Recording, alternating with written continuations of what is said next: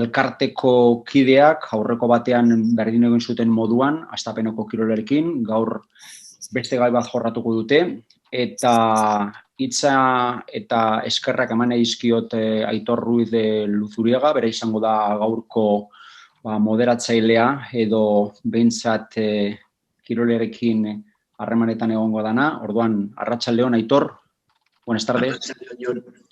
Decía que bienvenidos y bienvenidas todas a este webinar de Quirol Escola. En el día de hoy vamos a tratar el tema del deporte de alto rendimiento y su relación con la psicología del deporte. Y para ello tenemos 3 deportistas de alto nivel que serán presentados por Aitor Ruiz de Luzuriaga, que va a ser el que va a llevar un poco la manija de las entrevistas. Y bueno, pues sin más, espero que disfrutéis todos y todas, espero que os guste la temática que preparan y sin más, pues bueno, le doy la palabra a Aitor Ruiz de Luzuriaga. Eskerrik asko. Mila esker Jon eta ongi etorri hor pantailaren beste aldean zaudeten guztiei. Guk ere, Jon, berezieki eskerrak eman nahi dizkusiogu zuei. Euskal Kirol Eskolari. Posible izateagatik kirol psikologia zuen formakuntza programan sartuta egotea. Ez da sekretu bat, guztiz kontrakoa, aldagai psikologikoak eragina duela kirolariengan eta kirolean. Beraz, horri erantzunez, logikoa da eta ezinbestekoa kirol eragileei eskaintzea kirol psikologiaren inguruko formazioak. Beraz, mila esker. Aldi berean ere, goraipatzekoa da, Arabako, Gipuzkoako eta Bizkaiko psikologia elkargo ofizialek eman diguten laguntza eta babesa. Apostu zuzena eginez, kirol eragileek ezagutzeko kirol psikologia zer den. Gaur, hemen zuekin egoteko aukera izango dut, eta ni Jonek esan duen moduan, Aitor Ruiz de Luzuriaga naiz, eta naiz Arabako psikologia elkargoaren arduraduna. Eta Arabako Foru Aldundiak, Kirol Araba fundazioari esker, etorkizun handiko kirolariei formakuntza programan arlo psikologikoaren arduraduna. Eta gaurko gaiari heltzeko baditugu gurekin 3 kirolari zeinekin elkarrizketak egingo ditugu azaltzeko eta deskribatzeko ze influentzia duen kirol psikologiak goi mailako kirolean. 3 kirolari dira, bakoitzarekin banakako elkarrizketa bat izango dugu, eta bukaeran 3rekin batera solasalditxo labur bat egiteko aukera izango dugu. Orain, egingo duguna izango da gure 3 protagonistei agurtzea. Imanol Etxeberria, arratsaldeon, zer moduz? Arratsaldeon, oso ondo. Leire Olaberria, zer moduz, Leire? Kaixo, arratsaldeon. Hemen pozik zuekin tartetxo hau partekatzeko. Eta bukatzeko Abel Barriola, kaixo? Kaixo, arratsaldeon. Y realmente vamos a continuar con el webinar centrándonos en Imanol Etxeberria, portero de fútbol que debuta con 23 años en el Athletic de Bilbao, llegando a disputar, entre otros campeonatos, la Champions League con ese equipo que dirige Luis Fernández, y en el que estaban Julen Guerrero, Josu Urrutia, Ismael Urzaiz, Aitor Larrazábal, entre otros jugadores. Posteriormente, después de salir de Athletic, continúa su carrera profesional en el Rayo Vallecano y la Cultural Leonesa, para retirarse posteriormente siendo titular en el Eibar. Actualmente, y tras haber realizado el curso de entrenador de fútbol, Es el responsable del entrenamiento de los porteros de la Cultural Leonesa, equipo en el cual se encuentra junto al primer entrenador, que es Íñigo Idiáquez. Kaixo Imanol, nuevamente. Kaixo, hola, ¿qué tal? Imanol, en tu carrera dilatada como portero profesional, ¿cuándo tuviste tu primera experiencia con la psicología deportiva? Bueno, pues antes que nada, un saludo a todos los oyentes y bueno, pues agradeceros un poco la invitación y la oportunidad que me dais para contaros la experiencia y para hablaros un poquito de todo este contacto que he tenido yo con la psicología deportiva, ¿no? Como tú dices, yo tuve contacto la primera vez en mi vida deportiva ya como profesional cuando estaba en el Rayo Vallecano en Madrid, después de haber pasado por Lezama en el segundo equipo, en el Bilbao Athletic, en el primer equipo. 6 años como profesional, no conocía la figura de psicólogo deportivo. Personalmente no había trabajado nunca ese área, aunque, bueno, sabía de que algún compañero pues había ido, ¿no? a trabajar con psicólogo deportivo. Tuve la oportunidad, como te he dicho, en Vallecas, la segunda temporada de Vallecas en primera división, cuando las cosas deportivamente no estaban yendo bien.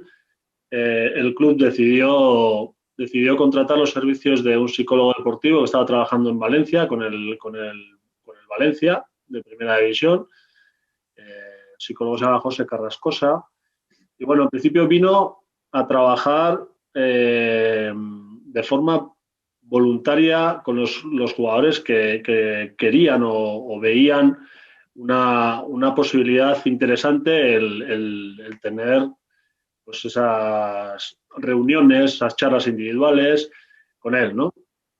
Él ofreció 2 posibilidades, trabajar en grupo al equipo o trabajar individualmente y bueno, yo como quería conocer de qué iba, pues me apunté a las 2 y la verdad que pues fue algo súper positivo, una experiencia muy buena, muy buena. Y como toda la vida, muchas veces, una vez que lo pruebas, dices, esto lo tenía que haber probado antes, ¿no? Lo tenía que haber visto antes, pues seguramente me hubiese ayudado en muchas situaciones, en muchos momentos, y no malos, principalmente, ¿no?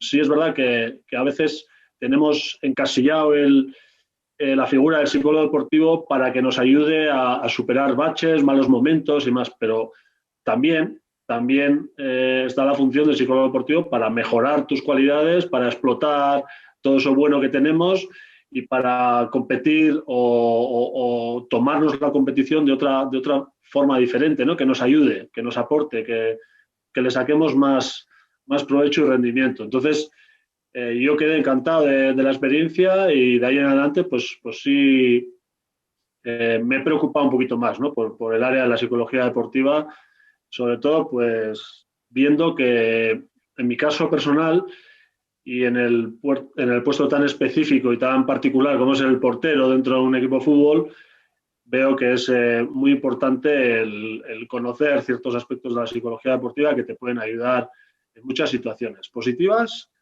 y no negativas, sino cuando las cosas no salen del todo bien, pues también ayuda. Muy bien, Imanol. Nos has dicho que en el Rayo Vallecano tuviste la experiencia de trabajar con un psicólogo deportivo y que el trabajo se planteó de manera voluntaria y de forma grupal o individual. ¿Nos puedes contar, puedes describir a nuestros oyentes a nivel grupal cómo trabajasteis, qué trabajasteis? Bueno, hacíamos sobre todo expresar cosas, yo creo que, bueno, luego lo llevamos al tema individual, ¿no? Pero sí era sacar virtudes, cosas a mejorar del equipo, cosas que nos podrían ayudar antes de la competición, el mismo día, antes de la competición, durante la competición y luego después, ¿no? A mí eso me interesó muchísimo y la verdad que gracias a eso pues yo me animé a hacer las reuniones individuales con él y a mí me enseñó pues el tema de la visualización, ¿no? visualizar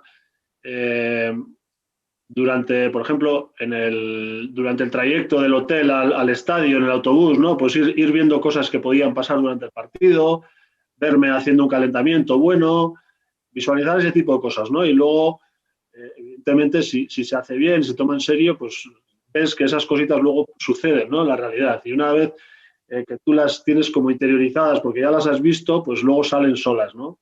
Me pareció interesantísimo trabajar así y lo hacíamos en grupo también, ¿no? Comentábamos cosas del partido antes de empezar, pues todos visualizando.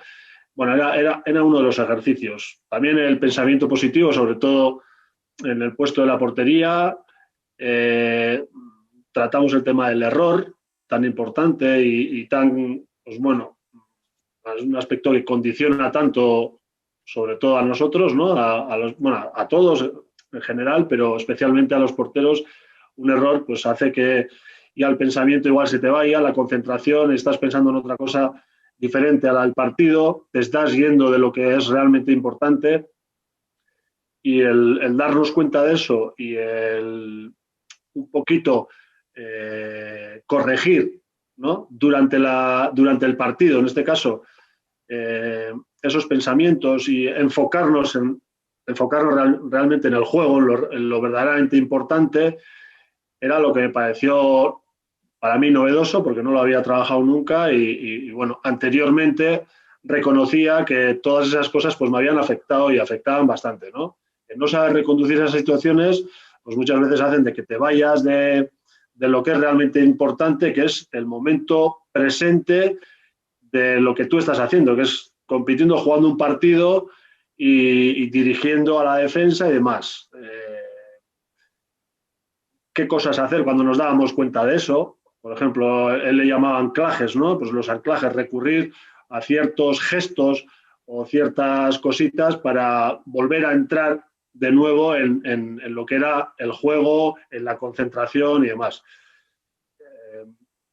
Eso antes y durante el partido, ¿no? Y luego, después del partido, pues tener la capacidad de tener un juicio objetivo, ¿no?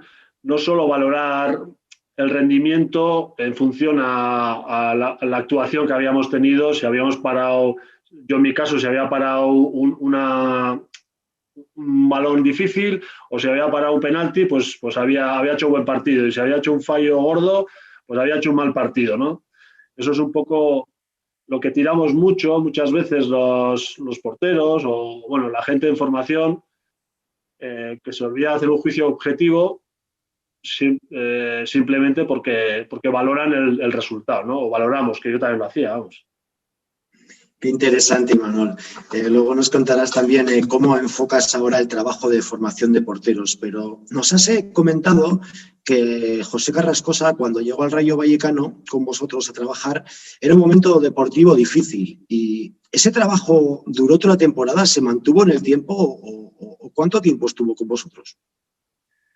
Bueno, yo a final de temporada creo que faltaban unos 7 o 8 jornadas para terminar, cerca de 2 meses, y no tuvo tiempo a más, ¿no? Recuerdo que tampoco tuvo la aceptación que deseaba el club, porque hubo bastantes jugadores que no acudían, ¿no? Y yo creo un poco porque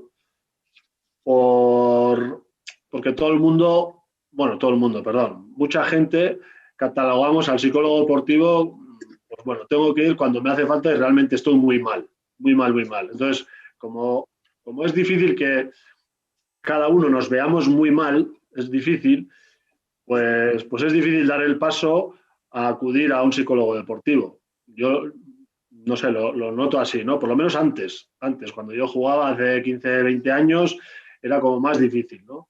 Hoy en día, que ya la figura de psicólogo deportivo pues está como más reconocida o está más instaurada o más dentro de lo que son los equipos de fútbol, bueno, muchos deportes también, pero sobre todo en el equipo de fútbol, ya se ve de otra manera diferente. Antiguamente, te hablo de estos 15, 20 años atrás, pues era, bueno, yo estoy bien. Algunos jugadores, los titulares, decían, bueno, yo estoy jugando titular, tal, a mí no me hace falta un psicólogo deportivo, para nada. Error, ¿no? Error. Yo, bajo mi punto de vista, es un error, porque, como he comentado antes, no solo te ayuda el psicólogo deportivo a salir de un bache o a pasar una mala racha, sino que te puede ayudar a potenciar todo lo bueno que tienes. Entonces, no tuvo mucho tiempo, José, la verdad que estuvo 2 meses y pico, y al año siguiente el equipo deportivamente descendió de categoría y no le volví a ver por allí. Luego sí he tenido contacto con él, escribió varios libros y tal, que bueno, que tuve la oportunidad de leer alguno. Y bueno, sé que está trabajando ahí en Valencia, está con el Valencia, ha estado bueno, en varios equipos de la Liga de Fútbol Profesional trabajando, y la verdad que tengo un buen recuerdo y buena relación con él. Eso también me comentabas que había sido importante, ¿no? Para ti a nivel personal, ¿no? Saber que ese profesional que llegaba al Rayo Vallecano era un profesional especializado en psicología del deporte y con un bagaje previo importante, ¿no? En el Valencia de grandes jugadores. Sí, la verdad que él por aquel entonces estaba trabajando o había trabajado hacía muy poquito. Pues fíjate, los nombres que te voy a dar, pues estaba Andoni Zubizarreta, Carboni, Anglomá, Ayala, Jukic, bueno, había jugadores importantes, veteranos, fíjate, que parece ser, o bueno, será a veces por supuesto, ¿no? Que jugadores veteranos y con experiencia, pues bueno, ya tienen el culo pelado, ya no les hace falta este tipo de cosas, y aún así, pues allí funcionó muy bien la figura de José Carrascosa, se notó mucho en el vestuario y les fue de maravilla, porque el Valencia de aquellos años funcionó de maravilla, estaba, pues eso, arriba, además de que tenía buenos jugadores, pues bueno, ahí había un trabajo que se notaba, ¿no? Y ahora, en este momento que estás integrado en staff técnicos dentro de clubes profesionales, ¿cómo entenderías o cómo verías la presencia del psicólogo deportivo dentro de ese staff técnico? Pues sinceramente yo lo veo necesario. Lo mismo que lo veo necesario, pues porque manejar un grupo de pues, 23, 24 o 25 jugadores no es fácil, no es fácil. Y la frase esta que dicen que un equipo es un estado de ánimo, para mí es verdad, es verdad. Depende el estado anímico de la plantilla en general, el rendimiento que dan fuera en el campo, ¿no? O en la cancha o donde vayan a competir. Para mí, los entrenadores, los entrenadores de porteros, el primer entrenador del equipo y demás, puede tener nociones de psicología, podemos saber de la importancia que hay y tal, pero verdaderamente un especialista, un psicólogo deportivo, es el que va a manejar y va a ver el estado individual de cada uno y luego en general el estado anímico del equipo, ¿no? Que para mí es muy, muy, muy importante. Durante la temporada, durante el año, se dan pues, muchas fases, ¿no? Donde el equipo pasa por buenos momentos, luego te puede tocar por calendario, por lo que sea, que el equipo no está funcionando bien o no salen los resultados, entonces hay un pequeño bache. Bueno, hay momentos donde un profesional pues puede actuar, ¿no? Y yo creo que es una parte de la preparación de un equipo y de la preparación individual de cada jugador importante, lo mismo que es la preparación física, la preparación táctica del entrenador, técnicamente que la gente esté bien, pues yo creo que psicológicamente tiene que haber alguien que aporte cosas positivas a cada jugador y que le sepa sacar de ese bache que está pasando, lo mismo al jugador que al grupo. Entonces, para mí, dentro del staff técnico tenía que haber en todos, bueno, hay gente que ya tiene y que se mueve de un equipo a otro con psicólogo deportivo, ¿no?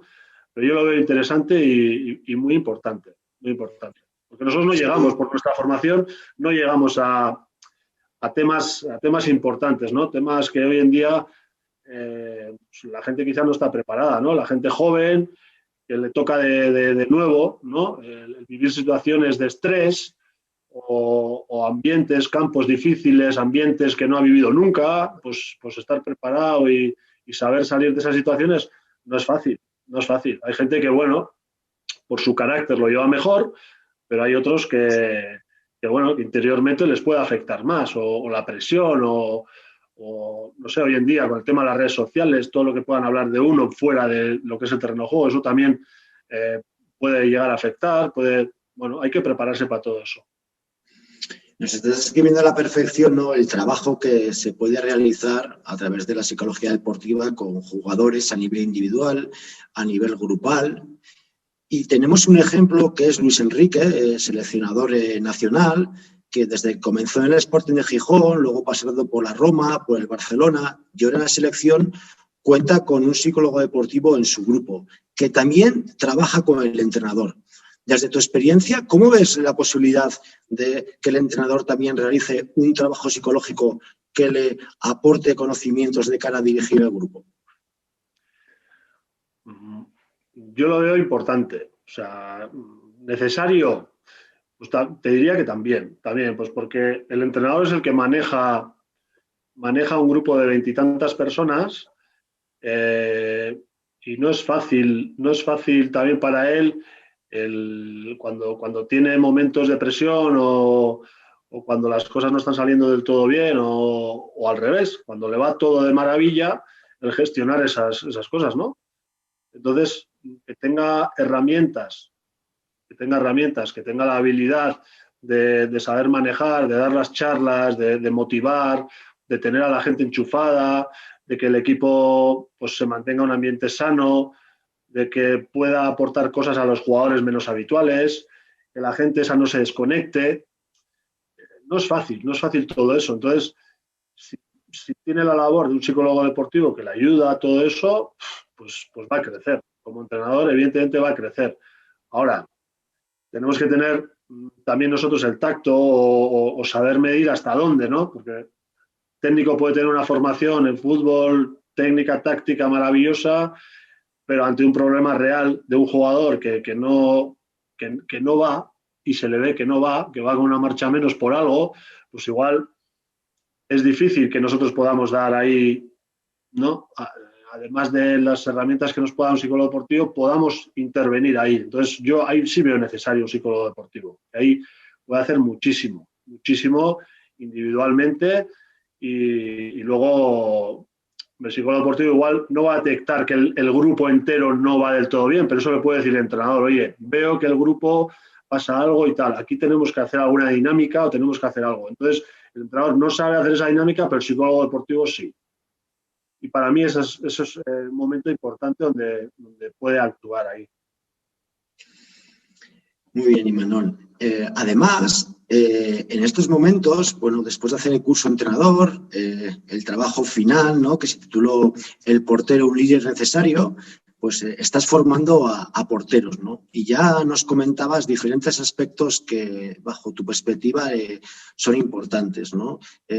¿Cómo trabajas con ellos el tema de valorar su actuación, el que se den cuenta de cómo tienen que mantener la concentración, el que no se castiguen a sí mismos por los errores que han podido cometer, a que controlen sus miedos? ¿Cómo transmites estas ideas? Bueno, como has dicho, yo desde que dejé el fútbol tuve la suerte de engancharme al fútbol como entrenador de porteros, que era a mí lo que me gustaba y donde yo pensaba que por mi experiencia pues más podía aportar, ¿no?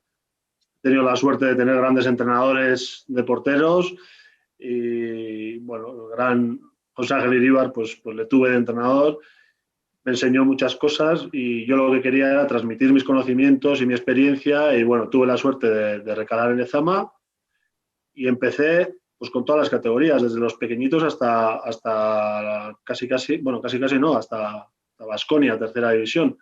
Tocábamos todo y bueno, ahí poco a poco fui viendo la importancia de, además de entrenarles técnica y tácticamente bien, pues aportar o darnos cuenta de que el entrenamiento también tiene un aspecto psicológico que tenemos que cuidar. Y desde el punto de vista nuestro como entrenadores, pues podemos hacer cosas, ¿no? Sobre todo con los pequeños, pues desdramatizar todos los errores que tienen para que no se queden bloqueados ni paralizados ni nada. Para eso, pues los entrenamientos, ese tema se saca el tema del error, del fallo, de qué pasa ahí, de qué podemos hacer, de qué nos ayuda el enfadarnos o todas esas cositas que a veces da como cosa, ¿no? El hablar de los fallos de uno y demás. Pero bueno, yo con los pequeños les ponía 1000 ejemplos míos, nos reíamos un poco, veían que, a ver, pues si esto le pasa a alguien que ha jugado en primera división y tal, pues es parte del aprendizaje. Yo les decía eso. Pues, cuanto más goles te vayan a meter, te vas a ir dando cuenta de qué cosas tienes que hacer y qué cosas no, qué has hecho bien, qué no has hecho bien. Entonces, desde ese punto de vista, enseñarles que los errores te enseñan mucho, ¿no?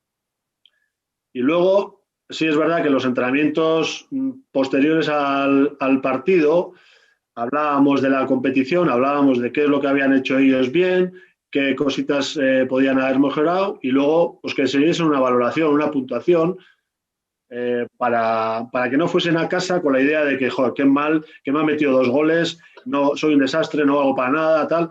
No, porque, pues bueno, un portero puede intervenir 15 o 20 veces en un partido, a veces más, otras veces menos, y de esas 15, pues igual has tenido solo un error. Aunque cueste el partido, porque hemos perdido por ese error, el resto de acciones han sido buenas. No nos podemos quedar solo con eso. Estamos aprendiendo. Lógicamente vamos a cometer errores, ¿no? Es parte del aprendizaje, el error. Entonces, hablar sobre todo de eso, ¿no? Hablar de eso y luego, pues también provocar un poco en el entrenamiento, que lo hemos hecho, a los chavales muy, muy exigentes con la perfección y con no puedo fallar ningún balón, me tiene que salir todo perfecto y demás, pues provocar un poco el error para que ellos también vean de que esto puede pasar en un partido el minuto 1 y a ver qué pasa, ¿no? A ver cómo reaccionas. Porque errar es humano y hasta los mejores fallan. Entonces, si los mejores fallan, pues tú también vas a fallar. Con lo cual, quitarles un poquito la tensión o ese estrés, ¿no? Y a los que son tan tiquismiquis así, pues provocarles un poquito el que fallen para ver cómo reaccionan. Entre otras cosas, ¿eh? Tú has estado en San Mamés, has jugado muchísimos partidos en San Mamés, ¿no? ¿Y qué pasa por la cabeza de un portero? ¿Cómo consigue concentrarse cuando está en un campo de fútbol repleto de espectadores y se da cuenta que ha desconectado, que se está saliendo del juego, ¿no? Que es algo que le puede pasar al portero si interviene poco? ¿Qué estrategias seguías y se pueden seguir para mantener la concentración durante los 90 minutos? Bueno, la verdad que San Mamés es uno de los campos especiales de la Liga Española, ¿no? Un campo, sobre todo el antiguo, donde yo he vivido los partidos como local, era increíble. Entonces, recuerdo que al principio me costaba mantener la concentración. Como todo, la novedad hay que acostumbrarse a ello, ¿no? Y se tiene que convertir en rutina. Bueno, rutina, en algo que no sea novedoso, el jugar en San Mamés. Y a mí me costó al principio. Me costó el estar allí, el jugar ante tanto público, con la presión de San Mamés, la presión que ejercía y demás. Y no es fácil. Al principio yo, ahora con la perspectiva, me doy cuenta de que no estaba preparado para eso. Porque en mis años anteriores, pues habían sido saltar prácticamente de tercera división, casi jugar sin público. En año y medio, pues estaba en un campo de primera división. Para eso, pues es difícil estar preparado. Poca gente está preparada para eso y te tienes que ir habituando, ¿no? ¿Cómo lo hacía? Pues yo intentaba, cuando pasaba algo que me descentraba, pues soltaba los guantes, me volvía a atar y eso para mí quería decir, métete otra vez en el partido que estás pensando en algo diferente. Que no estás pensando en el juego, no estás siguiendo el balón, no estás bien relacionado con la defensa, con tu defensa y demás. Entonces, cada vez que me pasaba eso, que igual me pasaba, la primera parte una vez, 2 veces, la segunda parte, dependiendo de lo que iba pasando en el partido, pues alguna vez, pues recurría a eso. Es decir, ostras, que no estás pensando en el ahora. Entonces me soltaba el guante, me ataba, hacía algo de eso, ¿no? Un poco para decir, venga, métete otra vez y conéctate con el juego, concéntrate y estate metido aquí. Oso ondo, Imanol. Mila esker danagaitik, placer bat izan da, eta jarraian jarraituko dugu gure bigarren gonbidatuarekin, bera Leire Olaberria da, ikastegietako alaba. Kaixo, Leire, arratsaldeon. Kaixo, arratsaldeon. Bueno, errepidean, emaitze zinubeak lortu zenituen, 2010an rutan Espainiako txapelduna, 2010an eta 2014an ere Espainia mailan erlojupekoan txapelduna, baina pistan bizi izan dituzu goi mailako esperientzia importantenak. 2008an Pekineko Joku Olimpikoetan brontzesko dominan lortuz, 2012ko Londreseko Joku Olimpikoetan parte hartuz, munduko txapelketan 2010an brontzea, Europako txapelketan 2010an urrea, 2013an brontzea, eta Espainiako txapelketan 18 titulo baino gehiago dituzu. Hau da, Leire, kurrikulum itzela daukazu txirrindulari moduan, baina txirrindularitza ezen izan zuenengo kirola, ezta? Ez, ni txirrindularitzara oso berandu iritsi nintzen, 26, 27 urterekin hasi nintzen. Eta, 4 urte behar izan nituen Pekineko jokoetara iristeko, eta, egia esan nahiko esperientzia motxarekin, baina, hori hasiera atletismoan izan zen, 14-15 urterekin hasi nintzen, eta, abiadurako probak izan ziren nire probarik onenak, eta, hasierakonak izan ziren, evoluzioatzen izan nahi bezainona, eta, beti ametsa izan nuen, Joku Olimpiko batzuetan egotea, baina 18-19 urterekin konturatu nintzen agian ametsura etzela niretzat, eta, bizitza normal bati ekin nion, ikasketak, lana, beste edozein pertsona bezala. Eta nola llegatu zen txirrindula zure bizitzara orduan? Kasualitate hutsa. Zeren eta, naiz da lehiaketa pixka bat utzi, atletismoko taldera entrenatzera joaten nintzen, eta hori, 26 urte neuzkala pistako txirrindulari bat etorri zen gure taldera, berak indar lana egin nahi zuen gurekin, eta, oroitzen naiz behin gimnasioko saio bat egiten ikusi zidan, egun horretan, pisu asko mugitzea tokatzen zitzaidan, eta ikusi orduko esan zidan, zu atletismoan denbora galtzen zaude, zuk pistarako doaiak dauzkazu. Eta, ez nion kaso gehiegi egin, eta horrela pasatu zuen hilabeteak berak, eta ikusi zuen niri etziala konbentzitzen, eta nire entrenatzailea konbentzitu zuen. Eta horrela, biekin egun batean joan nintzen proba bat egitera, prestatu zidaten pistako bizikleta batekin, eta lehendabiziko egun horretan, Anoetako belodromoan, peralte horretan, halako beldurra pasatu nuen, niretzat erronka izan zela, nik hau egin nahi dut, eta ondo pasatu nahi dut. Eta horrela izan zen hasiera. Orduan, 27 urtekin hasi txirrindularekin, eta hortik 4 urtetara da, Joku Olimpiko batzuetan, Pekinen konkretuki, domina bat lortuz. Heldua, baina esperintzi gabekoa.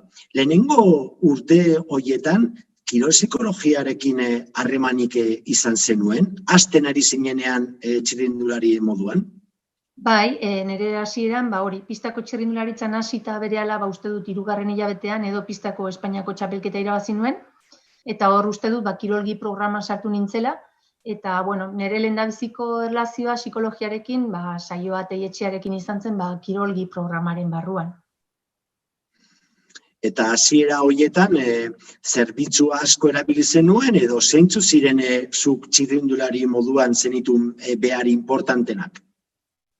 Ez gehiegi, baina garrantzitsua izan zen zeren eta adibidez saioarekin egiten nuen lanean ikasi nuen nire sentitzen dituen emozioi izenak jartzen, ez? Lehen esan dizudan bezala, gabezia asko neuzkan, pistako bizikleta gainean oso baldarra nintzen, asko, entrenatzen hasi nintzen, da gauza asko neuzkan ikasteko, eta, psikologia ere horretako zati bat izan zen. Eta, oroitzen naiz saioarekin lan egiten genuela, lehiaketara begira, aurreko egunean, ez? Nola sentitzen nintzen, antsietate aldetik, urduritasun aldetik. Eta, garrantzitsua izan zen ere, sentitzen nuenari izenak jartzen ikastea, zeren eta gero, behin izena jartzen diozunean, egoera guztiak kudeatzea asko zerrexagoa izaten da. Eta, hasierako kontaktu hori izan zen, eta hasierako ikaspenak hori izan ziren. Oso, 2010an, Pekineko jokuak eta gero, goi mailako zentro batera joateko aukera daukazu, konkretuki Mallorcara. Aldaketa handia, suposatzen dut, izango zela zure bizitzan, baina baita ere inbertsio itzela. Ze zerbitzu zenituztenan Mallorcan goi mailako zentroan? Balzegoen kirol psikologorik? Bai, egia esan errestasun guztiak geneuzkan, bertan behar genituen gauzak lantzeko, eta, ara iritsi aurretik 2010an, lehen esan bezala, munduko txapelketan 3. postua lortu nuen, baina niretzat munduko txapelketa hori inflexio puntu bat izan zen, zeren eta, Omnium izeneko proba batean parte hartzen nuen, Omnium hori atletismoko proba kombinatuak antzeko formato bat zen, eta 3. probara iritsi nintzen lidertzan, eta egun horretan konturatu nintzen, mundial hori irabazteko fisikoa baneukala, baina buruak ez zidala laguntzen, ez? Behin lider jarritakoan, behar nuen bezala gauzak egiten, eta, jabetu nintzen gabeziak neuzkala, orduan etorri zitzaidan, zentrura joateko gonbidapena, eta, egia da, entrenatzaileak neuzkan bai abiadurakoak, bai fondokoak, zeren eta, bi probak prestatu behar nituen, eta psikologo bat geneukan. Eta, egia da, urte horretan eman zela, orain arte proba olimpiko bezala puntuak eta geneukan, proba berri bat jarri ziguten, erronka handia zen, eta, psikologoarekin ere lanean hasi nintzen. Eta, egia da, urte horretan, aurreneko munduko Europako txapelketa irabazi nuen, munduko kopa irabazi nuen, eta munduko rankinean lehendabizi ikusi nuen nire burua, eta hor, Imanolek leheno esan du askotan gaizki gaudenean jotzen dugula psikologoaren gana, baina nire kasuan, niretzat oso momentu zaila iritsi zitzaidan, zeren eta, ikusi nuen nire burua rankina horren buru, nekien 2. talentua zein zen 3. Nekien beraien herrialdeko ereduak gureak baino asko zobeak zirela, eta nire autoexigentzia asko igo zen.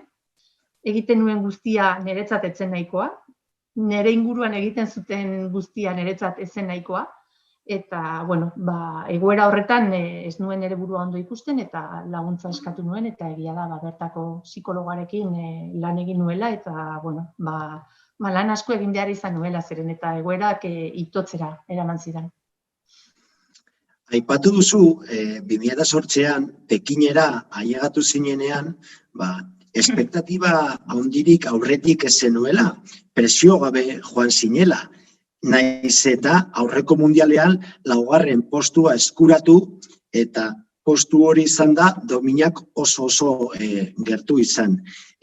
Zer sortu egin zen zure baitan, zure buruan, helburua finkatzeko orduan, edo espektatiba finkatzeko orduan, Pekinen domina lortuta gero? Beti esaten dut presio hori ondo eraman nuela, baina egia da, sailkapen horretan, bukatu nuen ahoko aparato batekin, zeren eta momentu bat iritsi zen, badirudi, gauetan mandibula edo asko estutzen nuen, eta nik esaten nuen oso ondo nera mala dana, baina gero zeuden gauza batzuk adierazten zutela, agian ez nera mala hain ondo, ez? Baina egia da, kudeatu ahal izan nuela, eta Pekinera iritsi nintzen, esan dizuedan bezala oso ibilbide motxarekin, eta nire buruagan egia esan ez naukan konfidantza gehiegi, eta beti kontatzen dut, lasterketa bezperan parte hartzaile guztien zerrenda eman zidaten, denen izenak ikusten dituen, eta danak iruditzen zitzaizkidan ni baino hobea zirela. Orduan, niretzat, nire ikuspuntua hor izan zen, 31 urte pasatu ditut, ametsa betetzeko, joku olimpiko batzuetako finalean nago, hau da, ematen den emaitza guztiak onak dira niretzat. Eta, bueno, agian beste txirrindularien ni baino presio gehiago sentitu zuten, eta egia da. Egun horretan, naiz da bezperan ez nuen bat ere ondo lo egin, ondo aurkitu nintzen fizikoki, eta nire buruak behar bezala lan egin zuen, eta egia da, espero ez nuen emaitza batekin aurkitu nintzela. 2008an lortu genuen brontzea, Euskal Herrira ekartzea. Gero 2010an, naiz eta momentu zailak pasatu ere lortzen duzu brontzea munduko txapelketan. Eta llegatzen dira 2012ko Londreseko Joku Olimpikoak. Eta hor, komunikabideek eta federazioak zugan jartzen du fokoa, esperoz domina atera behar zenuela. Nola sentitzen zara kanpoko espektatiba horiek zure gainean jartzen direnean? Bueno, espektatibak batez ere niretzat beti garrantzitsuak izan dira nik neure buruarekiko, ez? Eta gero, inguruneak espektatiba jartzen baldin baditu zuregan, zerbaitegatik da ere. 2010 nire urterik onena izan zen, eta, uste dut ulertzekoa dela ere, lortutako emaitza guzti horiekin, espektatibak altuak izatea. Gauza da, 2011 haste naizela, nire buruarekin ez nintzen ongi aurkitzen, arazo fisikoak izaten hasi nintzen, asma, alergia arazoak, eta nire buruarekin ez nintzen ondo aurkitzen, eta egoerari ez genion behar bezala neurri hartu. Horrela, 2012ko mundialera iritsi nintzen, mundial hori zen jokuak baino 3-4 hilabete lehenago, eta mundial horretan 8. egin nuen. Eta mundial horretako postuaren ondoren, ni elkartu nintzen lan egiten nuen talde teknikoarekin, eta garbi esan nien, ez dut nire burua ikusten, berriro podiumean. Ez dakit zer gertatzen zaidan, baina ez nago ondo, eta benetan zaila iruditzen zait berriro podiumean egotea, ez? Eta, jaso nuen erantzuna izan zen lasai, presioaren eragina da, orain sentitzen naizeana. Eta, orain distantziatik begiratuta ziurrenik momentu horretan egokiena izango zen deskantsatzea behar bezala, nire gorputzari berriro arnasa hartzen uztea eta pixkat lasaitzea, baina egia da, agian antsietateak hor, faktura pasatzi dela. Ez nuen jakin behar bezala deskantsatzen, eta, nire burua estutzen hasi nintzen. Eta egia dena da, Londresera nik Mallorcatik egan egin nuen, baina joan aurretik egin dituen tesetan garbi neukan, ez negoela honenekin lehiatzeko, eta banekiela, joku horiek egoera zaila izango zirela niretzat, eta psikologikoki ere zaila da, munduko honenekin lehiatzea jakin da zu ez zaudela zure honenean, baina agian nire kirol bizitzan ere beharrezkoa zen horrelako egoera bat, zeren eta ordura arte jartzen dituen helburu guztia, eta emaitza guztiak ia danak lortzen dituen, ez? Eta danak dakigu mailan hori ez dela beti gertatzen, eta ikasi nuenan ere, gorputzak mezuak ematen dizkizunean jakin behar dela entzuten, jakin behar dela hanka altxatzen, baina azkenean goi mailako kirolariaren niretzat beti arazo bat izan da, zeren eta lan gogor egiten ohituta nengoen, eta askotan nire buruari deskantsatzen uztea agian izan da nire erruetariko bat, ez? Behar bezala ez deskantsatzea, deskantsatu behar zenean. Ez da bakarrik lana egitea, baizik eta egiten den lan horri ere bere denbora uztea behar duzun lekura iristeko. Oso interesgarria aipatu duzuna. Mundialean 8. izan eta gero, eta aurreko tesak hain onak izan eta gero gehi zure sensazioak, hasi zinen pentsatzen agian marko helburua ez zela hoberena. Eta hor izan zinela oso argia zure buruarekin. Dena den, Londresera zoaz, munduko hoberenekin lehiatzen duzu, eta nola geratzen zara, eta zer gertatzen da Joko Olimpikoak bukatu eta gero? Joko Olimpiko horietan, zuk esan bezala, ez? Oliver izan nuen selekzionatzaile, berak apustu egin zuen eta zaindu zidan eta eman zizkidan medioak behar bezala entrenatzeko, beraz, ni oroitzen naiz mentalki super zaila egin zitzaidan, lasterketa gura gainera 2 egunetako lehiaketa zen, 6 proba desberdin, fisikoki ez nintzen ondo aurkitu inungo momentutan, eta, bueno, oroitzen naiz bizikletatik jeistea, oroitzen naiz kriston dezepzioa neukalan ere buruarekin, eta nire lehendabiziko hitzak barkamena eskatzea izan zen, sentitzen nuelako faiatu niela, inguruan neukanei, zeren azken finean gurea bakarkako kirola da, baina zure ingurunean entrenatzaileak, mekanikoak, medikuak, danak egiten dute ondo zure lana, eta badirudi zuk ez baduzu zure emaitza lortzen, beraien lana ere, ez dela errematatzen, ez? Orduan, oroitzen naiz, hegazkinean bueltan etorrela, selekzionatzaileari esan niola ez gehiago deitzeko, ez nintzela zoriontsu bizikleta gainean, ez nekiela zer gertatzen ari zitzaidan, baina ez nuela horrela jarraitu nahi, eta, bueno, etxera bueltatu nintzen, eta emozioak denbora behar izan nuen, pixka bat lasaitzeko eta gauzak bere lekura eramateko, baina denbora luzean, aste batzutan zehar jarraitu nuen sentsazio horiekin. Orduan, aprobetatu zenuen ere analizia eta autokritika egiteko, ezta? Bai, agian goi mailara iristen garen kirolariak eta askotan gaztetxoek gertutik ikusten ditudanean falta den lanketa bat da hori, ez? Lehendabizi autokritika, beti, zer ez dut egin ondo, azken finean guk datu asko edukitzen ditugu, zeren potentziometroarekin egiten dugu lan, eta datu objektibo asko daude, eta iruditzen zait gainera goi mailako kirolari batek autokritika egiten ikasten ez badu ez duela denbora gehiegi irauten, eta, bueno, askotan iruditzen zait hori ere txikitatik landu beharreko zerbait dela, zeren eta gero gauzak beti errazagoak dira, hasten baldin bazara analisiak egiten, eta, bueno, zerbait ikasi baldin badut ere, analisi horiek beti hotzean egitea hobea dela, zeren eta, bueno, azken finean lehendabiziko momentuetan emozioak oso potenteak izaten dira, eta, bueno, bagian behar ez diren, konklusiotara iristen zara, ez? Orduan, bueno, beti ikasi dut, gauzak ondo ez doazenean ere, egun batzu pasatzen ditut pasa, eta ikasi, eta hitzekin, ingurukoekin, eta, bueno, niretzat beti oso garrantzitsua izan da, entrenatzaileekin izan dudan harremana, beti oso gertukoa izan da, eta beti konfiantza handikoa, eta gainera, horrela izan ez denean, gainera ez dut jakin izan behar bezala funtzionatzen. Orduan, kapaz izan zinen zure buruari azaltzen zergatik zenitun horrelako sentimenduak, ezta? Joko Olimpikoetatik etorri eta gero. Bai, laburko lan gogorra izan zen, ez? Banekien Pekinen baino esperientzia gehiagoko txirrindulari izango nintzela, banekien txirrindulari hobeagoa izan nitekela, baina banekin ere emaitza errepikatzea etzela erreza, ez?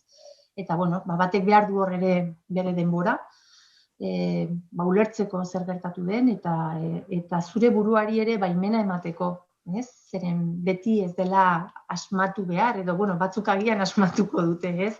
Baina niretzat izan zen nire buruari baimena ematea, gauza guztiak beti ondo ez direla ateratzen, eta, hori, bueltan esaten dizute, asteak pasatu ziren, hilabeteak, berriro bizikleta baten gainera igotzeko, gogoa sentitzeko, eta hor ere ikasi nuen, ulertzen, beti topera ez dagoela zertan egon beharrik, eta, buruak eskatzen baldin badizu aldentzeko, hainbeste gustatzen zaizun leku horretatik, batzuetan beharrezkoa dela ere, zeren hor ere uste dut bueltatzen zarenean, ja beste, psikologikoki beste maila bateko txirrindularia edo kirolaria zarela.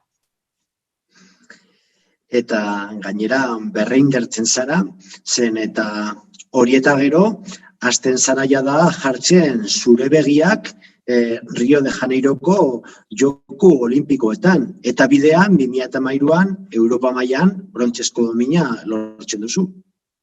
Bai, oroitzen naiz hori 2012ko eta gero, 2013ko mundialean berriro 5. izan nintzen. Abiadurako probetan marka pertsonalak hobetu nituen, beraz, han irakurketa izan zen, bueltatu zara, ondo zaude, prest zaude beste 3 urte gogor entrenatzeko, urrungo jokoetara iristeko, eta, nire buruari emanion erantzuna baietz izan zen, eta, berriro lanean jarraitu genuen joko horietara iristeko. hori joko hietara iristeko 2006an ospatu behar ziren Londres, Rio Janeiroko joko olimpikoetara, eta azkenean ezin izan zinen joan, nahiz eta helburu hori izan. Zer gertatu zen ibilbide horretan eta nola bizi zenuen? Beitu, ibilbide horretan ere ikasketa berriak, zeren eta, agian ordura arte ez nintzen konturatu, jokutara iristeko sailkapen bat bete behar da. Egia da, aurreko 2 jokuetara joateko sailkapena inongo arazorik gabe egin dituela. Eta, Rioko sailkapena hasi zen momentuan, lehendabiziko Europako txapelketa galdu egin nuen, gaixotasun batengatik. Eta, nik beti garbi neukan, niri zerbait gertatzen balin bazitzaidan, hurrengoaren emaitza ziurrenik ez zirela nahikoa izango, sailkapen hori lortzeko. Eta, gaixotasunari buelta eman nion, eta gero munduko kopetan hasi nintzen, eta munduko kopa horietako batean deskalifikatu ninduten, eta, egia esan, sailkapen horri begira, guk geneukan zailtasun handiena zen Europako kontinenteak, probak maila gehien zeukan kontinenteak, kuota muga bat zeukala parte hartze aldetik, eta, nik galdu nituen txapelketa horiengatik, aurkariak zuzena zirenak, puntu distantzia handia sartu zidaten. Egia da, azken momentuan, munduko kopako podium batekin, gauzak pixka bideratu nituela, eta, azken finean, hor errematea izan nuen, sailkapen hori itxi baino hilabete bat lehenago, nire kirol bizitza guztian nirekin lanean jardun zen entrenatzailea, gaixotasun bat dela medio galdu egin nuen, eta ura izan zen animikoki erabat apurtu zidana, eta nire kirol bizitzan beti gertatu izan zait, zerbait horrela garrantzitsua pertsona, garrantzitsuren bat galtzen dudanean, zoriontsuna izenean pedalei azkar eragiten jakin izan dut, baina ingurunean zerbait okertzen zen momentuan beti kosta asko egin zait, eta, mundial hori itxi zen, ez dakit, 17 punturengatik, horrelako zerbaitengatik, ez nintzen Europako kuotan sartu, zeren eta, aurrenek munduko sailkapenean bai nengoen aurreneko gehietan, baina Europako kuotan, uste dut plaza batengatik gelditu nintzela kanpoan. Beraz, sailkapen horrek ere eduki zuen bere ikasketa potoloa.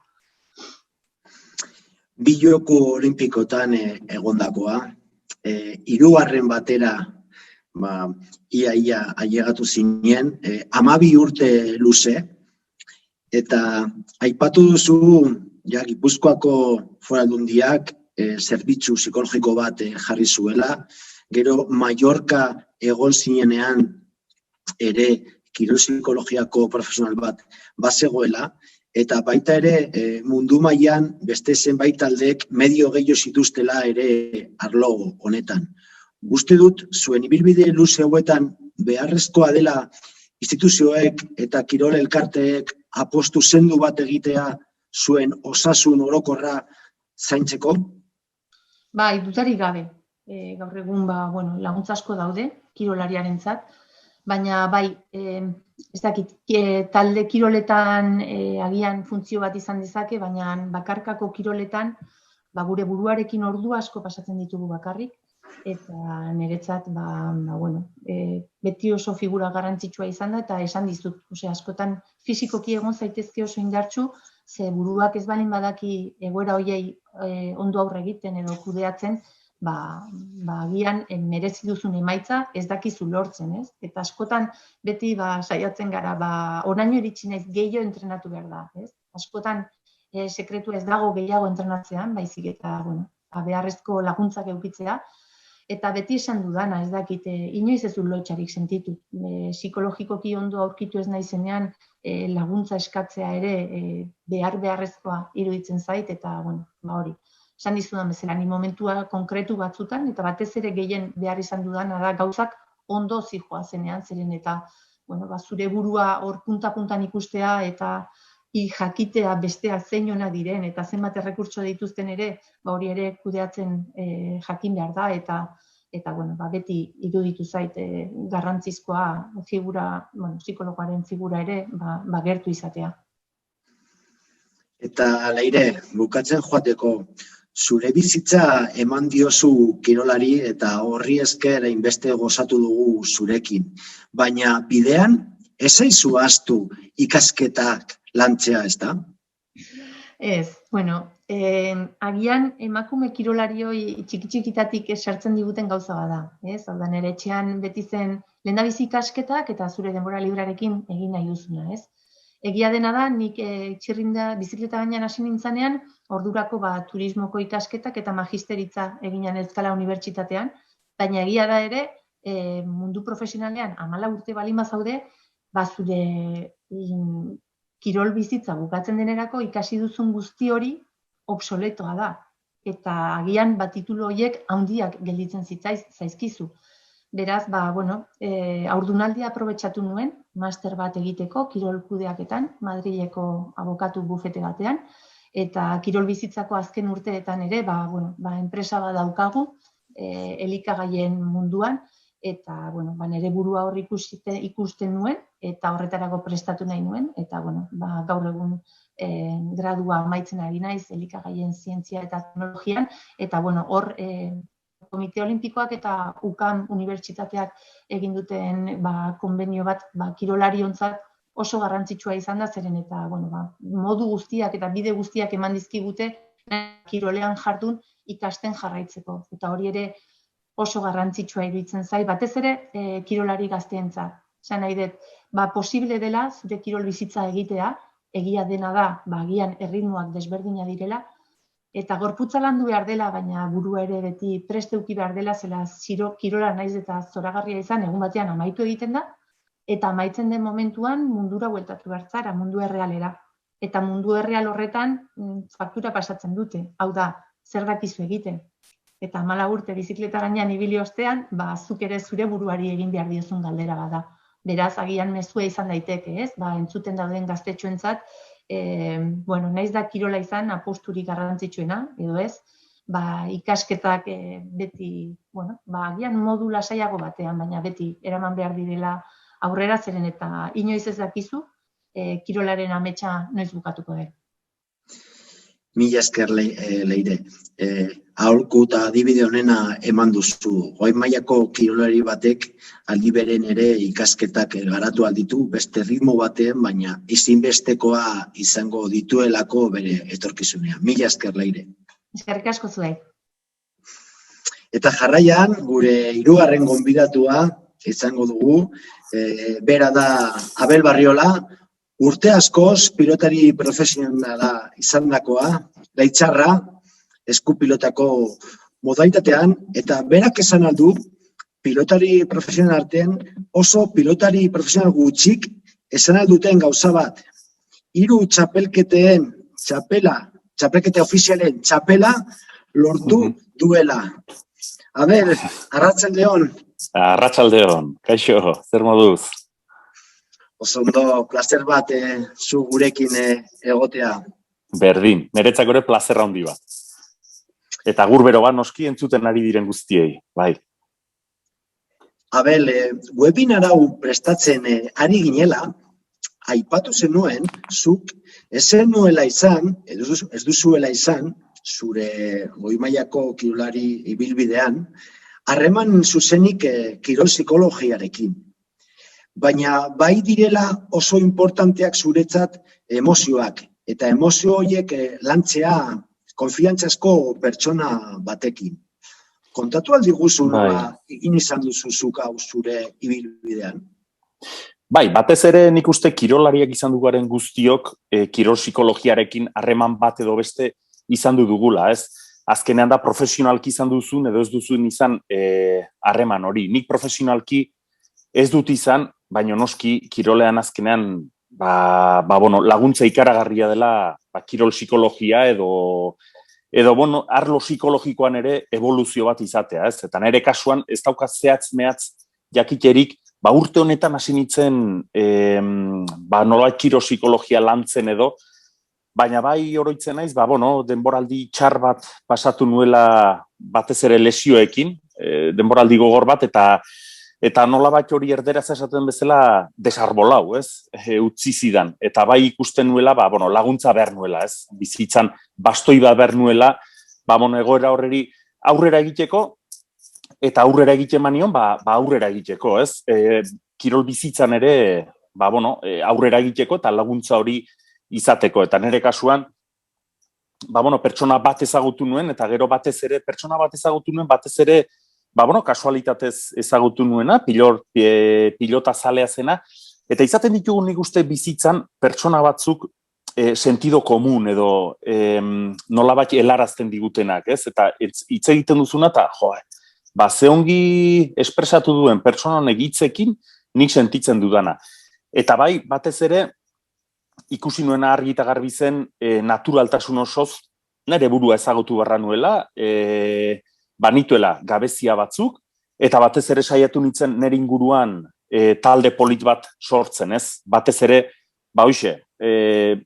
lagun sano batzuk, pertsona sano batzuk, eta batez ere, horixe, ez? Laguntzi ezadaten, objektiboki gauzak ikusten, eta nire bizitzan aurrera egiten, ez? Eta batez ere, apoio psikologiko hori, eta hortik aurrera, jende hori ezagutu nuen, nire lagunak dira, batzuk betiko lagunak dira, eta hortik aurrera, niri hau ere gustatu zait, eta saiatu nintzela, nire kaxa, eta laguntza horrekin eta bat eta beste, mundu honetan pixka bat barneratzen, eta ikusten nola zen ere burua, eta zerk lagundu zezakeen, nire ibilbidean errendimentua hobea izateko, eta batez ere helburu nuen, kantxara ateratzen nintzenean ni izatea, ez? Eta neukan onena ateratzea. Orduan, ikusten duzu, eta ikasten joan zara, zure ibilbidean zehar, kirolari batek ere behar duela arlo hori lantzea, ezta? Pertsona profesional bat izatea ondoan laguntzeko bidean. Hortan ez daukat inongo dudarik. Iruditzen zait oso garrantzitsua dela, gero lehen aipatu duzu eta bai zeudela kideak eta desente gainera pilotan kirol psikologoekin lan egiten zutenak, sofrologoekin, kirol psikologoekin, denekin. Gero ere bai, aipatu nahi nuke ere bai, nire kasuan ere bai, bide politonetan, pixko bat zure burua ezagutzea eta bat eta beste, asko lagundu zidala ere bai naturak, niri. Ze askotan kezkatzen gara ere bai, buruan gauzak sartu, bino, batzuetan burutik gauzak atera behar dira. Pixko bat burua garbitu behar da, ez? Eta hortan iruditzen zait, kirol psikologiak laguntza handia ematen duela, eta naturak ere bai, niri pertsonalki, txikitatik maite izan dut, eta niretzako txakurrekin mendira ateratzea inorrez dagoenean, edo neguan, edo olako egoeratan psikologikoki ere asko laguntzen zidan, bai. Estrategia ederra, gainera han bizitzaren tokian izanobea egiteko, hau da, kirolariek bere bilbidean zehar topatzen dituzte zenbait estrategia eta horretarako zaudete gurekin, ezta guri kontatzeko horiek. Badago beste estrategiaren bat, Abel, zuk erabili duzuna zure bilbidean zehar? Bai, noski, azkenean, nik uste hau mundu zoragarria dela eta bakoitza bere bidea dauka, bakoitza den bezalakoa da, batek gauza bat behar du, beste batek gauza bat behar du, batek bide bat hartzen du, beste bidea bat hartzen du, eta denak dira positiboak. Nere planu pertsonalean, lehen esan dizut, ez pixka bat nere burua ezagutu, eta hortzen itzen, berez oso pertsona urduria izan du naiz beti. Oso urduria, baina eguneroko bizitzan oso urduria. Adibidez, landu nuen meditazion trascendental, landu nuen ere bai pixkoa, yoga ere bai landu nuen, ez? Gero, ibilbide horretan ere biografia asko edo dezente irakurri nituen. Gero, lehengo kirolariei denei galdetzen nien, pixka bat ez nola prestatzen zinen buruz edo, hau edo beste edo, ze prestakuntza eramaten zenuen. Eta denetatik ateratzen duzu zerbait positiboa, ez? Adibidez, argi eta garbi ateratzen nuen gauza bat zen, denetan koinzidentzia bat dago, eta da disiplina. Azkenean, kirolari ohi guztiek, edo goi mailan ibili direnak, autodisziplina ikaragarria zuten. Eta gero ikusten nuena batez ere zen, Aitor hori, ez? Ni ateratzen nintzen kantxara, eta askotan burua disperso. Esan nahi dut, disperso baino gehiago, beti gauza txarra burura, hau failatzen badut, eta hau egiten badut, eta hori, eta ikusi nuen momentu horretan, beida, giharrak lantzen ditut, teknika lantzen dut, gauz asko lantzen ditut, baina burua lantzen dut, eta azkenean, ikusi nuen burua landu eta ezitzen dut, batez ere edukatzen dut burua, eta ikusten nuena zen, burua pixka bat nahi zuen egiten zuela, ez? Kantxara ateratzen nintzenean. Eta, irakurriz eta hola, azkenean partidu batean una mente, ezin duzu edukatu edo ezi, ez? Azkenean eguneroko lan bat da. Eta hortan, esan dizudan bezala, eguneroko lan horretan disiplina zorrotza eramaten nuen, edo saiatzen nintzen behitza disiplina zorrotza eramaten, eramaten nuen disiplina zorrotza, gero ikusten nuen ere bai, disiplina zorrotz horrekin ere, disiplina espartana horrekin ere, 12 hilabete ezin duzula egon ez da ere, ez? Pilotan 12 hilabete dira, eta azkenean horrek tentsio handia sortzen du, ez? Eta ikusten nuena zen ere bai, hortarako nolabaiteko flexibilitate bat behartzuela, nolabaiteko ekilibrio bat behartzuela, eta hor dago rueda de la vida esaten dena ere bai, ez? Non, bizitzan gauza asko daude, baina askotan egunak ez digu ematen denak egiteko denbora, ez? Edo ongi antolatu behar da eguna denak egiteko denbora emateko, lagunekin egoteko, familiarekin egoteko, ikasi behar baduzu zerbait ikasteko, entrenatzeko, zure afizioak egiteko, dena egiteko, ez? Eta hortan, badaude metodoak, zure denbora hobekiago antolatzen laguntzen dizutenak. Hori dena landu nuen pixka bat, batez ere, kantxara ateratzen nintzenean dudarik ez izateko. Eta hori dudarik ez izateko eguneroko lan bat da. Eta eguneroko lan hori pixka bat agenda da, eta nolabait zuzer horrek disiplina handi izatea, eta esatea zure buruari, hemen nik agintzen dut. Eta egunero hori horrela ezitzen baduzu burua, gero kantxan ateratzen zarenean, buruak zu jarraitzen zaitu, nolabait esatearren. Zelako bi aholku onak eman dituzunak alde batetik goi mailan egoteko, eta mantentzeko eta rendimendu esateko disiplina behar dela, eta baita ere, zure buruari esan, zuk egin nahi duzuna, zuk agintzen duzula. Mila esker Abel. Esan dugu moduan, txapela oso importanteak lortu zinitun, baina aldi beren ere porrota latzak jaso. Bai. Esan duzu, irakurtzen asko ikasi zenuela. Zertan lagundu zizun irakurtzeak zure buruari azaltzen zergatik sentitzen zeinan gaizki porrota latz bat jaso eta gero? Hor nik uste anedota asko daudela edo gauza asko ikasten direla, ez? Burura bat datorkidana, Lance Armstrongen gero naiz eta gertatu den guztia, Lance Armstrongen biografiak irakurtza placer bat da. Non ikusten zenuen, ze garrantzi daukan disiplinak. Beste bat adibidez, burura datorkidana Manel Estiarte zen, ez? Bere biografia irakurri, eta niri pertsonalkiar han irakurri nuenak, eta buruan gaina grabatuta gelditu zitzaidan irakurri nuen gauza batek asko lagundu zidan, ez? Niretzako pertsonalki, final bat galtzen banuen, gelditzen nintzen lurriota. Gelditzen nintzen lurriota, ez nuen herrira ateratzeko gogorik, eta aldi berean zen, pixko bat zirkulo bat bezala, ez?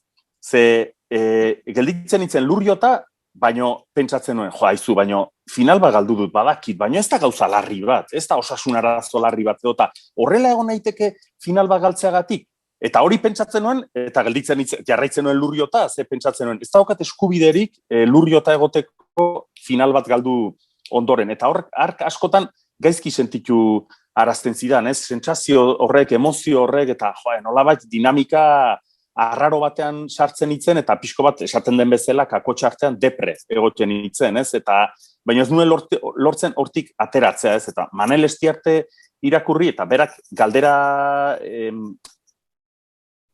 esaldi errez bat esaten zuen, ez? Eta senzillo bat, berak olimpiariokoetan final bat galdu zuenean, edo final erdiak galdu zituenean, galdu zituela eta lurriota gelditu zela. Eta esaten ziotela, hori ez, baina, golpea handia da, baina ez da hainbesterako. Eta berak pentsatzen zuela, eta barneratzen zuela, eta egia da. Ez da bizitzan gertatu daiteken gauzarik okerrena.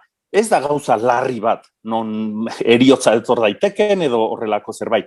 Baina momentu horretan, kirolari batei gertatu dakioken gauzarik okerrena da, partidu hori galtzea, final hori galtzea, horren beste lan egin ondoren, ez? Edo batez ere, hori, momentu hori, mendik asko batera iristera bezala, ez? Falta direnean 5 metro, baina hor daukat, eta ez, barkatu baino, beraino etxi barra duzu, eta berritik hasi bar duzu, ez?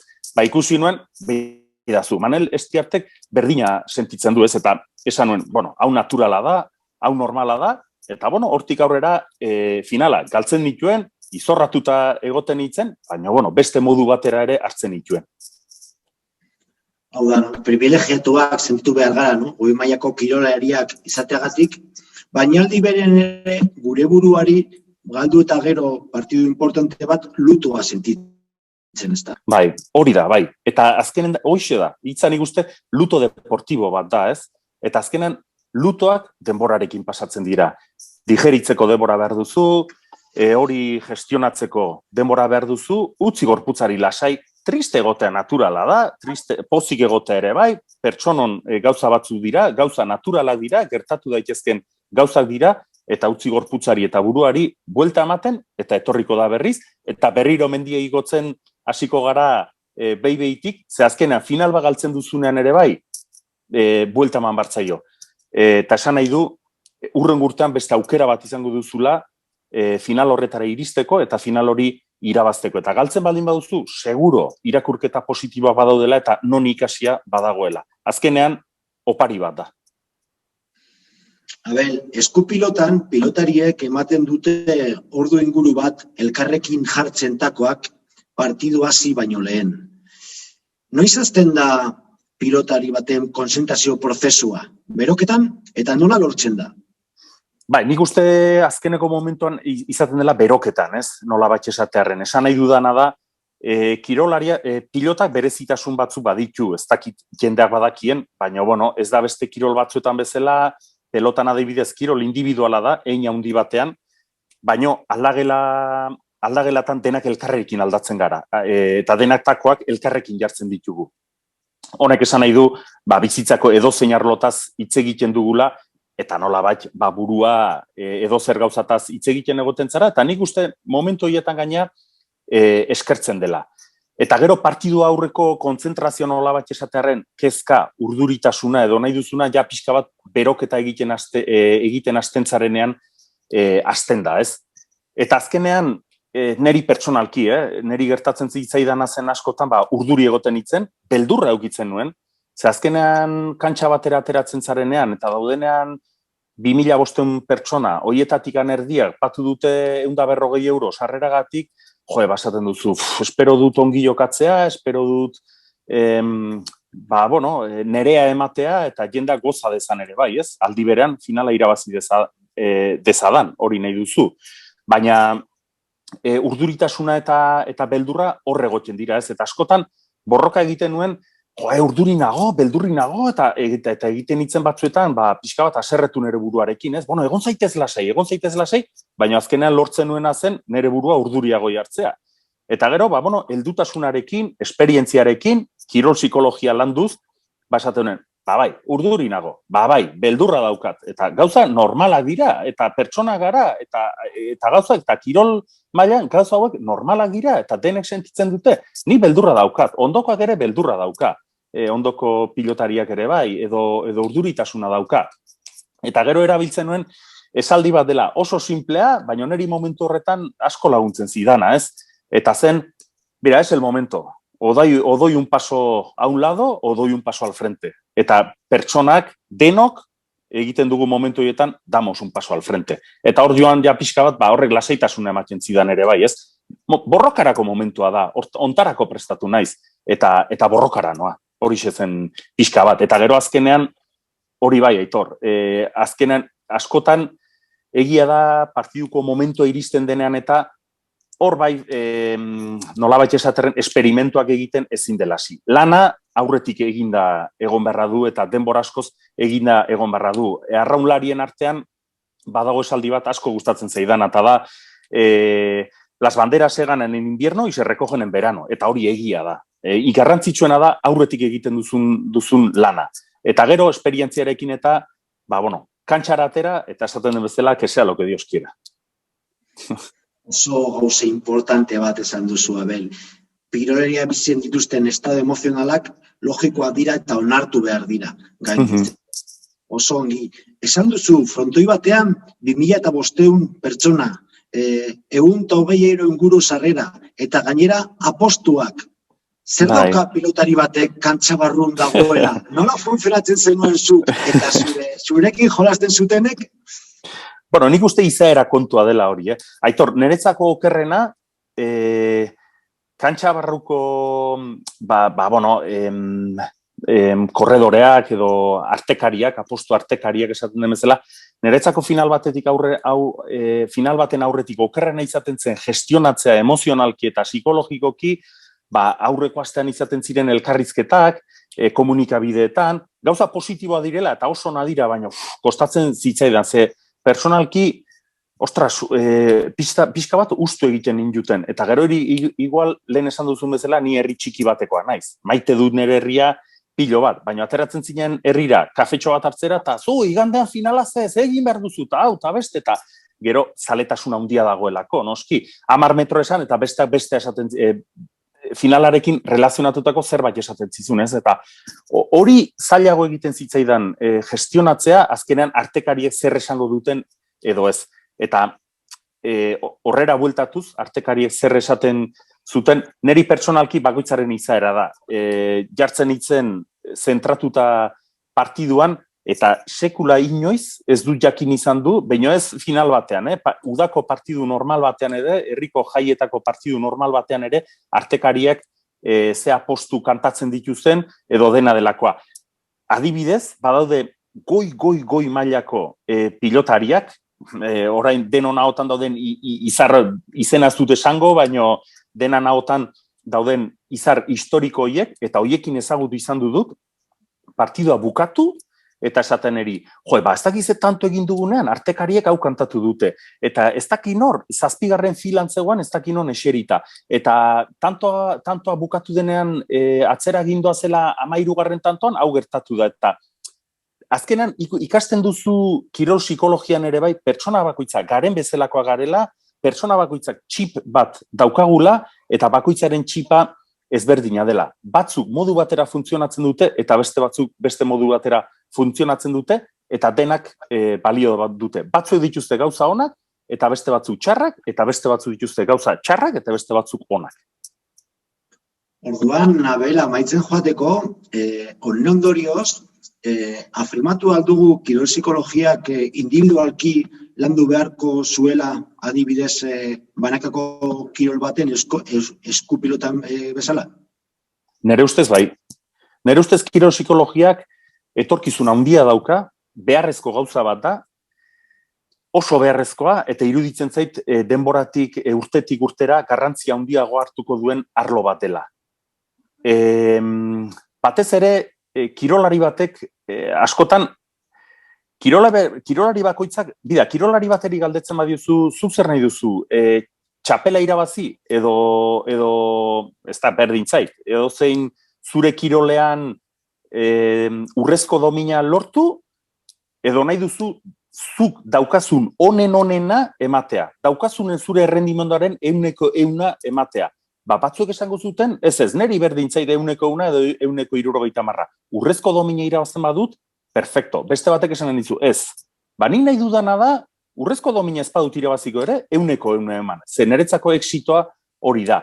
Eta gero esaten dizudan bezala, bakoitzaren burua nire ustez modu batera funtzionatzen du, bakoitzak gure txipa daukagu, eta zuretzako balio duenak, Aitor, agian niretzako ez du balio. Eta niretzako balio duenak, zuretzako ez du balio. Beraz, iruditzen zait, lan individual bat dela, bai kirol psikologoak eta baita kirolariak beraien artean egin behar dutena, eta iruditzen zait oso aberatsa. Mila esker, Abel, placer bat. Eskertuko genieke orain Imanol eta Leireri kamera eta mikrofonoa piztea, zen eta hiruei luzatu nahi dizuegu beste galdera bat.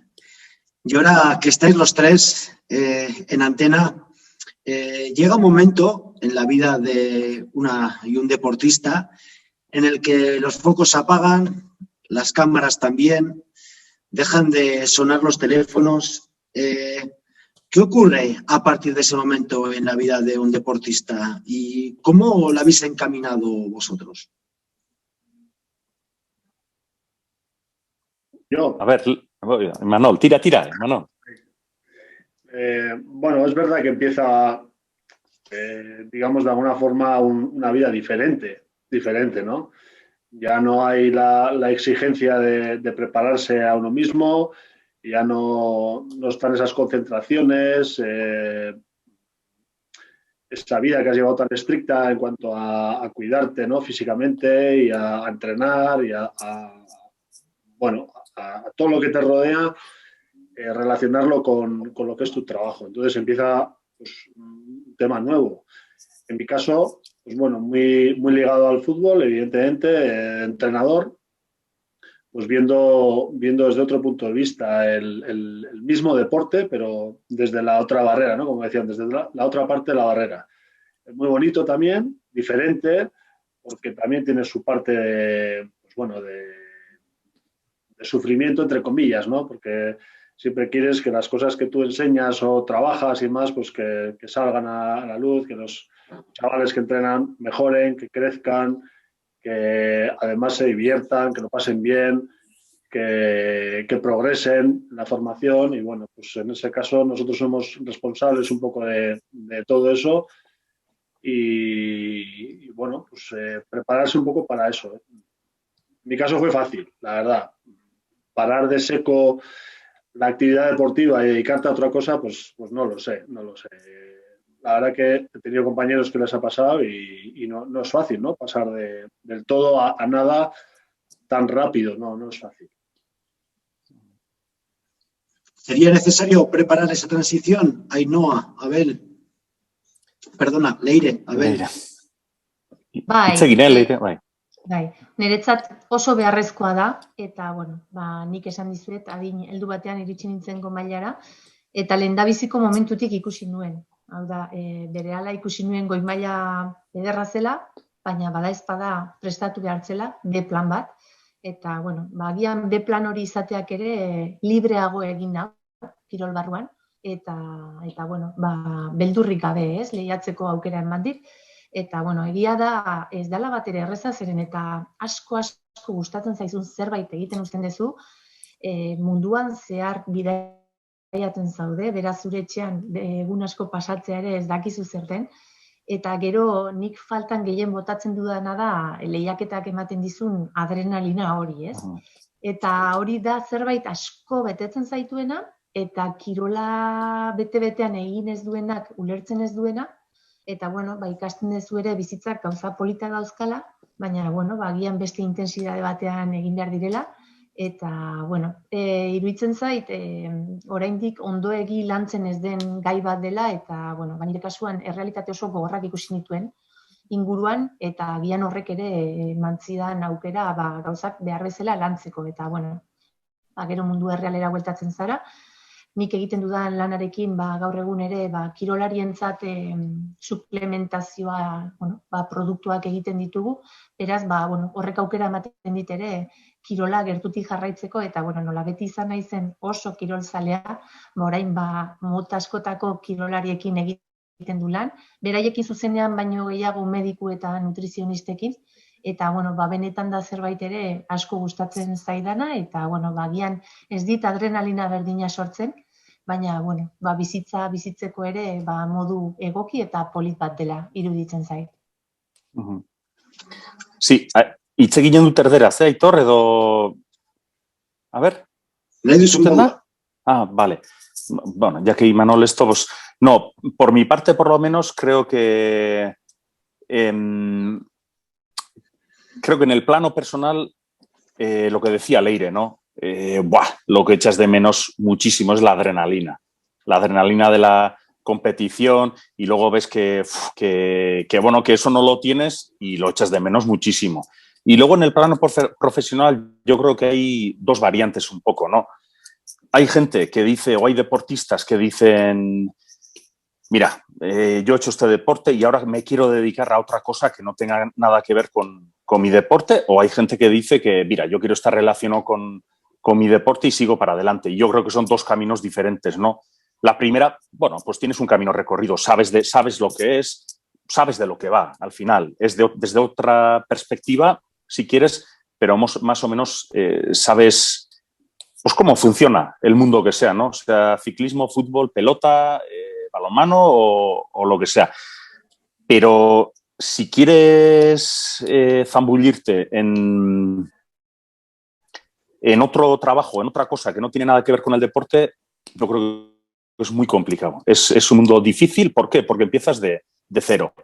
Y empezar de cero con 40 tacos, ostras, cuesta. Y a veces, pues bueno, dices, bueno, en mi caso por lo menos, ¿no? Quería, que al final estoy documentarista de la ETV para hablar de pelota, pero decía, bueno, me quiero dedicar a otra cosa y venga, voy a hacer una apuesta, es muy complicado. Al final, bueno, estudias y bueno, y luego está el mercado laboral, pero no es fácil, porque como te decía, empiezas de cero, es todo nuevo para ti.